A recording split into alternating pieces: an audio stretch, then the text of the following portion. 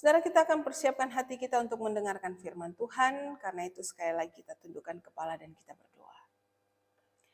Bapa dalam surga, tenangkan hati kami, terangi hati kami dengan hikmat Roh Kudus. Sehingga ketika kami membaca dan merenungkan firman Tuhan, sungguh-sungguh ini menjadi bagian dalam kehidupan kami, yang kami mengerti dan juga kami lakukan setiap saat. Demi nama Tuhan Yesus kami berdoa. Amin. Mari jemaat yang dikasihi Tuhan, kita akan bersama-sama membuka bagian firman Tuhan dari Injil Markus. Injil Markus pasal yang kelima. Injil Markus pasal yang kelima ayat yang ke-25 sampai dengan 34. Jika Bapak Ibu Saudara sudah mendapatkan bagian ini, saya akan bacakan untuk kita masing-masing. Adalah di situ seorang perempuan yang sudah 12 tahun lamanya menderita pendarahan. Ia telah berulang-ulang diobati oleh berbagai tabib, sehingga telah dihabiskannya semua yang ada padanya.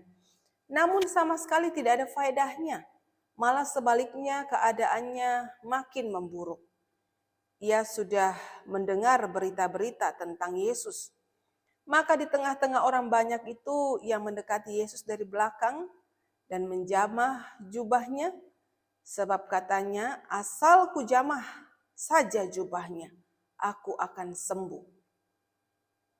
Seketika itu juga berhentilah pendarahannya, dan ia merasa bahwa badannya sudah sembuh dari penyakitnya. Pada ketika itu juga Yesus mengetahui bahwa ada tenaga yang keluar dari dalam dirinya. Lalu ia berpaling di tengah orang banyak dan bertanya, siapa yang menjamah jubahku? Murid-muridnya menjawab, engkau melihat bagaimana orang-orang ini berdesak-desakan dekatmu. Dan engkau bertanya, siapa yang menjamah aku? Lalu ia memandang sekelilingnya untuk melihat siapa yang telah melakukan hal itu. Perempuan itu yang menjadi takut dan gemetar ketika mengetahui apa yang telah terjadi atas dirinya, tampil dan tersungkur di depan Yesus dan dengan tulus memberitahukan segala sesuatu kepadanya. Maka katanya kepada perempuan itu, hai anakku, imanmu telah menyelamatkan engkau. Pergilah dengan selamat dan sembuhlah dari penyakitmu. Nah, saudara yang dikasihi Tuhan, tema kita sore hari ini adalah imanmu menyelamatkanmu. Suatu kali, saudara, ada seekor siput. Kita tahu siput itu binatang yang jalannya paling lambat. Siput ini sedang berjuang untuk menaiki sebuah dahan pohon untuk makan daun yang ada di atasnya. Tetapi karena gerakannya sangat lambat, lalu kemudian singgahlah seekor burung kecil di atas dahan pohon tersebut. Lalu dia mulai mengejek si siput. Katanya, siput, tidak usahlah kamu buang-buang waktu naik ke atas pohon ini. Jalanmu sangat lambat sekali. Belum lagi kamu sampai ke dahan atau batang besar dari pohon ini. Tetapi siput itu tetap berjuang sampai kemudian dia nempel di dahan atau batang besar pohon tersebut. Tetapi untuk naik ternyata butuh perjuangan yang cukup sulit. Lalu si burung kecil kemudian mengejek lagi. Siput, tahu nggak batang pohon ini itu tajam-tajam, kasar. Nanti akan melukai tubuhmu. Dah kamu menyerah aja, cari aja daun-daunan yang lain yang bisa kau makan. Tetapi si siput tetap gigih, saudara. Dengan kekuatannya dia perlahan-lahan manjat ke pohon itu sampai akhirnya dengan waktu yang cukup lama dia tiba juga di dahan pohon yang dia tuju. Burung kecil yang dari tadi memperhatikan kemudian berujar kepada siput. Siput, saya cukup kagum dengan kamu. Tadinya saya pikir kamu tidak akan mencapai pohon ini apalagi dahan pohon yang tinggi ini. Tetapi toh akhirnya saat ini kamu ada di sini bersama denganku. Lalu si siput berkata demikian, saudara. Langkahku memang lambat, tetapi ya mau bagaimana lagi? Memang beginilah diriku adanya. Aku tidak bisa berbuat apapun untuk membuat langkahku lebih cepat. Tetapi meskipun langkahku lambat, aku tetap bisa sampai sejauh mana diriku mau. Aku hanya perlu bersabar dengan langkah-langkah kecilku ini sampai tiba di tujuanku. Nah, saudara yang dikasih Tuhan, kegigihan itu yang kita pelajari dari siput kecil ini, saudara. Kegigihan juga itulah yang kita perlukan untuk menjalani kehidupan ini. Mungkin kita tidak bisa cepat ataupun tidak terlalu cakap dalam mengerjakan sesuatu, tetapi jika kita gigih melakukannya, tekun melakukannya, tidak putus asa, kita akan sampai juga pada tujuan kita. Dan terlebih lagi, jika saudara dan saya adalah anak-anak Tuhan, kita punya Tuhan yang berkuasa, yang maha kuasa. Maka Tuhan yang akan memampukan kita, membimbing kita, menggiring kita sampai kepada tujuan kita. Nah, saudara, begitu juga yang dialami oleh perempuan yang sakit pendarahan ini. Awalnya saya sempat berpikir ketika membaca bagian ini. Saya percaya Bapak Ibu juga bukan cuma sekali ini pernah baca bagian ini. Mungkin pernah beberapa kali bahkan pernah mendengarkan khotbahnya. Di dalam pikiran saya perempuan ini adalah perempuan yang lemah, ya. Dia itu putus asa, lalu dia mungkin hanya berbaring di tempat tidurnya atau berdiam diri dalam rumahnya sambil menantikan kesembuhan untuk dirinya, ataupun mungkin dia sudah putus asa mencari kesembuhannya. Tetapi firman Tuhan tidak berkata demikian, saudara. Lalu saya mulai mengubah pikiran saya tentang perempuan ini. Perempuan ini ternyata adalah perempuan yang cukup gigih, saudara. Bahkan bisa dikatakan dia seorang perempuan yang punya kegigihan yang sangat besar. Saudara, 12 tahun menderita sakit. Kita sakit beberapa hari saja rasanya nggak betah. Pengen cepat-cepat sembuh supaya bisa beraktivitas, mengerjakan segala tugas tanggung jawab kita. Apalagi penyakit yang diderita oleh perempuan ini bukan penyakit biasa, saudara. Ini penyakit yang parah dan menyedihkan. Kenapa dikatakan parah dan menyedihkan? Karena dikatakan di Alkitab dia sakit pendarahan 12 tahun lamanya. Orang Yahudi saat itu memiliki satu hukum mengenai penyakit ini. Kalau saudara baca lebih jelasnya di dalam Imamat pasal yang ke-15, disebutkan di situ orang yang menderita penyakit pendarahan seperti ini, mereka menjadi najis. Jadi dia punya titel sebagai orang najis selama dia sakit. Dan setiap orang yang bersentuhan dengan dirinya juga akan tertular menjadi najis, saudara.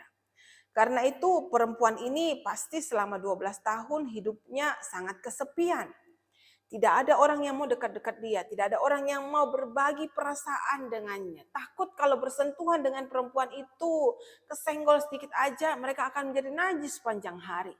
Dan harus melakukan upacara pembasuhan dan lain sebagainya. Saudara, segala sesuatu sudah dilakukan oleh perempuan ini sampai dikatakan uangnya sudah habis, tetapi dia tidak kunjung sembuh juga. Dikatakan bahkan dalam ayat 25 keadaannya makin memburuk. Walaupun sendirian tanpa kawan, tapi perempuan itu tidak putus asa. Dia berjuang untuk kesembuhannya. Dia pergi ke tabib satu tidak sembuh. Dia pergi lagi ke tabib yang lain. Uangnya habis dan keadaannya semakin memburuk. Apa dia putus asa, saudara? Dia tidak putus asa. Biasanya orang kalau dalam posisi seperti ini,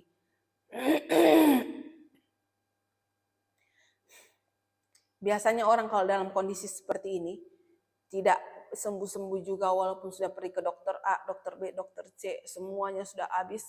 Yang dilakukan adalah mengurung diri. putus asa, udahlah terima nasib aja dan lain sebagainya. Malu lagi ketemu orang. Tetapi berbeda dengan perempuan ini, saudara. Di sini saya melihat dia punya satu perjuangan yang besar dan keinginan yang besar untuk sembuh. Sewaktu dia mendengarkan tentang pribadi Tuhan Yesus yang bisa menyembuhkan segala macam penyakit, di situ dia begitu bersemangat hendak berjumpa dengan Tuhan. Di dalam kelemahannya, di dalam keterbatasannya, dia pengen berjumpa dengan sosok yang ajaib ini, yang luar biasa ini. Saking semangatnya, saudara, dia tidak peduli lagi bagaimana pandangan orang ketika berjumpa dengannya di jalan nanti. Di tengah-tengah kerumunan yang ramai itu, karena saat itu Tuhan Yesus adalah satu sosok yang sangat dikagumi banyak orang, sehingga kemana Tuhan pergi, di situ ada banyak orang bergerombol untuk mengikut Tuhan, entah untuk mendengarkan apa yang disampaikan oleh Tuhan, ataupun untuk menerima kesembuhan, pemulihan dari Tuhan. Banyak sekali orang mengikut Tuhan. Perempuan ini tidak peduli orang-orang yang berkerumun di sekitar Tuhan, yang ada dalam pikirannya. Asal ku jamah saja jubahnya, aku akan sembuh. Dia nggak peduli nanti ketemu orang dan orang itu takut sama dia, lalu mungkin menegur dia. Kenapa kamu keluar? Kamu kan orang yang bisa membuat orang lain najis. Saudara, mungkin dia akan dimarahin orang, dicaci maki orang, bahkan mungkin dia akan dituntut sama orang karena dia itu akan menajiskan orang lain. Tapi dia tetap maju di dalam langkahnya yang kecil-kecil dan lemah itu. Dalam hatinya, dalam pikirannya, asal ku jamah saja jubahnya, aku akan sembuh. Saudara, satu iman yang luar biasa. Itulah iman. Asal ku jamah saja jubahnya, aku akan sembuh. Iman itu percaya sungguh-sungguh dan hanya berharap kepada siapa yang diimaninya. Selama ini perempuan tadi percaya kepada hal yang salah. Dia menaruh pengharapannya kepada hal yang sama sehingga dia tidak menemukan kesembuhan, dia tidak menemukan keselamatan untuk dirinya. Kini ketika didengarnya tentang Tuhan Yesus, dia lalu menaruh iman percayanya kepada Tuhan satu-satunya. Tidak lagi kepada yang lain. Dia percaya kepada sosok yang tepat, pribadi yang tepat, yaitu Yesus Kristus. Nah, saudara, dan ketika dia datang kepada pribadi itu, saat itulah kesembuhan terjadi atas dirinya. Pemulihan terjadi atas dirinya. Ayat 29 mengatakan, seketika itu juga berhentilah pendarahannya dan ia merasa bahwa badannya sudah sembuh dari penyakitnya. Seketika itu juga, saudara, tidak tunggu 1 jam, tidak tunggu 1 hari atau 1 minggu, 1 bulan, seketika itu juga. Seperti yang diimaninya, yang dipercayainya, itu terjadi atas dirinya. Dia sembuh, luar biasa. Saudara, iman itu luar biasa bekerja ketika kita sungguh-sungguh percaya kepada pribadi yang tepat, saudara. Satu-satunya pribadi yang pantas kita percaya, yang layak kita percaya, maka iman itu akan bekerja sesuai dengan apa yang saudara dan saya imani. Karena itu, saudara, ketika saudara percaya sama Tuhan, jangan lagi ada keraguan dalam hati kita. Jangan lagi ada kebimbangan dalam hati kita. Jangan lagi ada pikiran-pikiran negatif dalam hidup kita. Perempuan ini hanya berkata, kalau aku jamah jubah Tuhan Yesus, aku akan sembuh. Kalau saudara ingin sembuh, saudara harus punya iman seperti perempuan ini. Saudara bayangin, begitu banyak orang di sekitar Tuhan. Begitu banyak orang berdesak-desakan di sekitar Tuhan. Ya, pasti banyak yang menyenggol jubah Tuhan atau bersenggolan dengan Tuhan. Tetapi hanya perempuan ini yang mengalami mujizat besar dalam hidupnya. Kenapa, saudara? Karena dia punya iman di dalam hidupnya. Iman itulah yang menyelamatkan dia. Saudara, karena itu kita yang mengaku anak Tuhan, kita dekat sama Tuhan, kita selalu berdoa sama Tuhan. Kita berkata, Tuhan, kenapa Tuhan? Aku tidak merasakan jamahan Tuhan, tidak merasakan kuasa Tuhan, tidak merasakan mujizat yang luar biasa dari Tuhan. Kita mungkin harus belajar dari perempuan yang sederhana ini. Dia tidak lagi berharap kepada yang lain. Semua pengharapannya di masa lalu dia tinggalkan di belakang. Dan dia menatap hanya kepada satu sosok, yaitu Tuhan Yesus. Saat ini mari kita periksa hati kita. Jangan sampai ada yang lain yang kita taruh berdampingan dengan Tuhan. Singkirkan semua itu, saudara. Berharap hanya kepada Tuhan. Memandang hanya kepada Tuhan Yesus. Maka saat itu juga iman itu akan menyelamatkan kita. Bukan karena usaha kita, tapi karena sosok yang kita percaya itu adalah sosok yang maha kuasa. Nah saudara, kuncinya hanya satu. Ketika kita ingin ada pemulihan dalam hidup kita. Ketika kita ingin ada kesembuhan dalam hidup kita. Ketika kita ingin ada perubahan dalam hidup kita. Asal kujamah saja, percaya sungguh-sungguh kepada Tuhan. Maka aku akan sembuh. Nah saudara yang dikasih Tuhan, terkadang dalam menghadapi persoalan kehidupan kita. Kita tahu teori ini, kita tahu hal ini. Kita sakit, kita datang sama Tuhan, kita berdoa. Kita dalam pergumulan, kita datang sama Tuhan, kita berdoa. Maka Tuhan akan pulihkan. Tetapi masalahnya saudara, kadang-kadang ada orang yang membutuhkan kesembuhan, membutuhkan pemulihan itu, tetapi tidak juga kunjung datang kepada Tuhan. Tidak juga mau berharap hanya kepada Tuhan. Ngiter-ngiter dulu, muter-muter dulu. Mungkin kalau saya melakukan ini, saya bisa sembuh. Mungkin kalau saya berharap kepada ini, saya akan dipulihkan. Mungkin kalau saya melakukan ini dan itu, saya akan menerima mujizat. Kayak perempuan dulu, perempuan yang pendarahan ini dulu, saudara. Sebelum dia kenal Tuhan, dia muter dari tabib A ke tabib B, ke tabib yang lainnya. Tapi tidak ditemukan, saudara. Karena siapa yang dia percayai itu bukan pribadi yang benar. Saudara, atau kita sudah tahu kita harus datang sama Tuhan. Namun kita tidak sungguh-sungguh percaya samanya kepada Tuhan.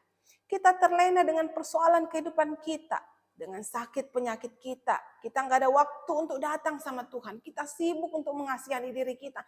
Kita sibuk untuk memikirkan persoalan-persoalan yang tidak berhenti-hentinya ada dalam hidup kita. Sehingga kita hanya tahu secara teoris, secara konsep.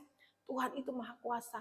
Di dalam Tuhan ada kekuatan. Di dalam Tuhan ada pemulihan. Dalam Tuhan ada kesembuhan. Kita hanya tahu dalam pikiran kita. Tetapi hati kita tidak sama dengan apa yang kita pikirkan. Hati kita lebih fokus kepada persoalan hidup kita. Hati kita lebih fokus kepada sakit penyakit kita. Hati kita lebih fokus kepada pergumulan kita. Sehingga seakan-akan pergumulan itu terlalu besar untuk Tuhan selesaikan. Saudara, yang perlu kita ingat bahwa tidak ada persoalan yang terlalu besar bagi Tuhan untuk diselesaikannya. Jika saat ini saudara dan saya rindu dipulihkan Tuhan, kuncinya hanya satu. Datang sama Tuhan. Tidak terlambat saudara. Belum terlambat. Dan tidak ada kata terlambat selama Tuhan izinkan kita hidup di dunia ini. Datang sama Tuhan. Berlutut di hadapan Tuhan. Tersungkur di hadapan Tuhan dan berkata, Tuhan, hanya Engkau saja satu-satunya pribadi yang kupercayai. Hanya Engkau saja satu-satunya pribadi yang dapat memulihkan hidup. Jangan mau berlama-lama dalam kesakitan kita. Jangan mau berlama-lama di dalam pergumulan kita. Jangan mau kehilangan pengharapan. Datang sama Tuhan Yesus. Hanya datang sama Tuhan. Pegang tangannya. Jangan lepaskan tangannya. Itu kunci daripada pemulihan hidup kita. Itu kunci daripada iman yang menyelamatkan kita. Lalu saudara, kalau kita lanjutkan bagian selanjutnya. Di situ dituliskan bahwa ketika perempuan itu sembuh. Lalu Tuhan berhenti. Dan dia menoleh. Dia merasakan ada kuasa yang keluar dari dirinya. Tuhan hendak berjumpa dengan perempuan itu. Bukan karena Tuhan tidak tahu siapa yang menjamah jubahnya. siapa yang sudah sembuh karena menjamah jubahnya.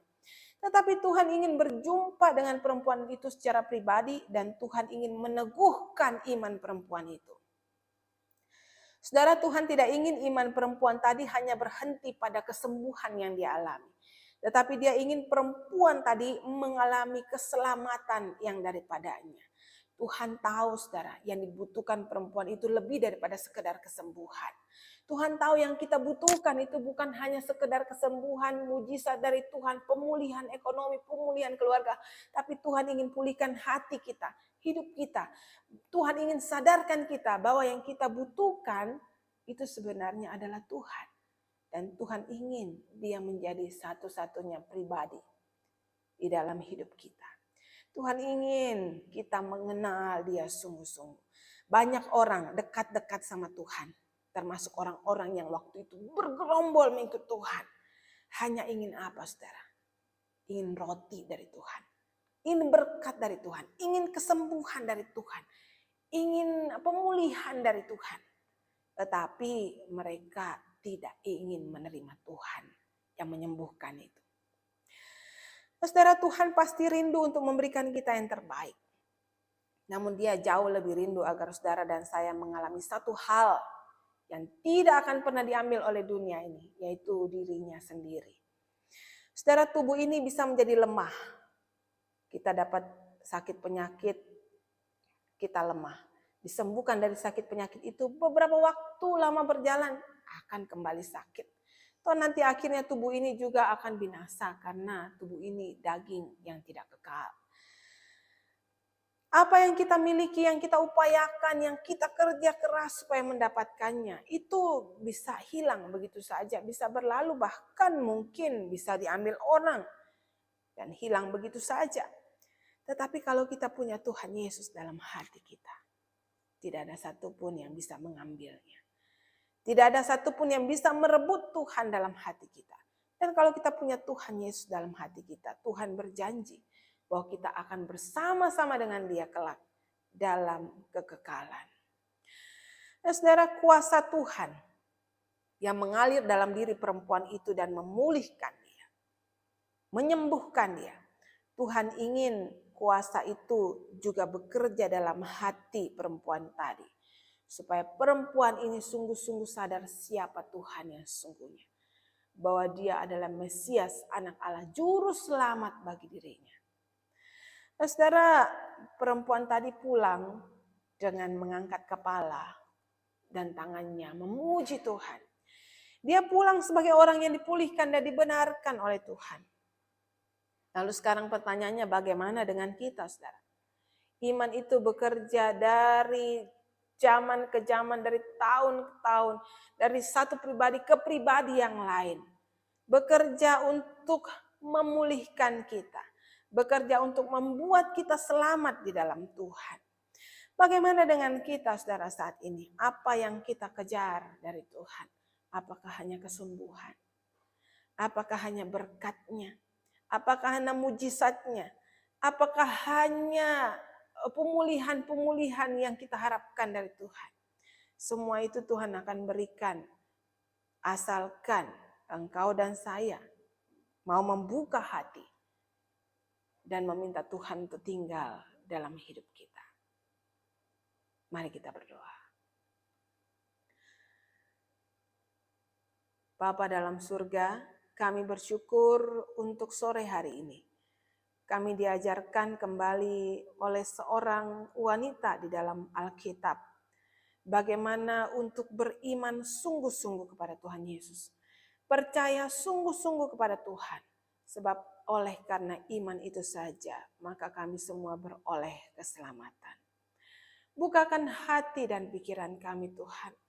Engkau tahu segala sesuatu yang kami butuhkan.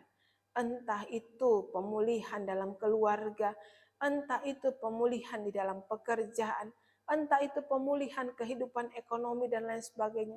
Bahkan mungkin kesembuhan yang sangat kami idam-idamkan bertahun-tahun sama seperti perempuan ini. Tetapi terlebih daripada semua yang kami harapkan itu, Tuhan ingatkan kami bahwa sesungguhnya satu-satunya yang kami butuhkan hanya Tuhan Yesus saja. di dalam hidup kami ini. Karena itu Tuhan, jauhkan segala hati yang keras, singkirkan segala kedegilan hati kami.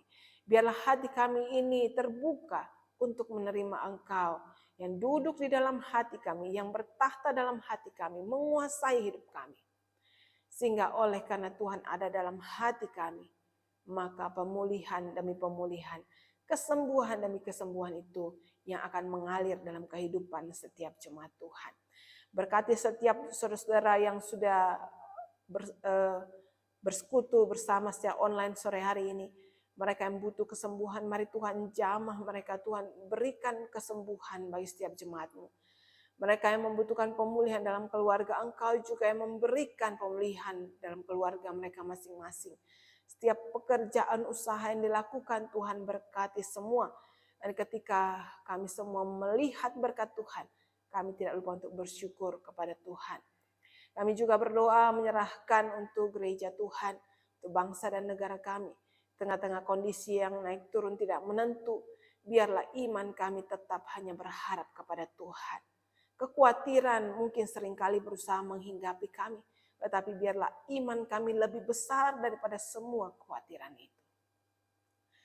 Terpuji nama Tuhan, ini doa kami, demi nama Tuhan Yesus kami berdoa. Amin.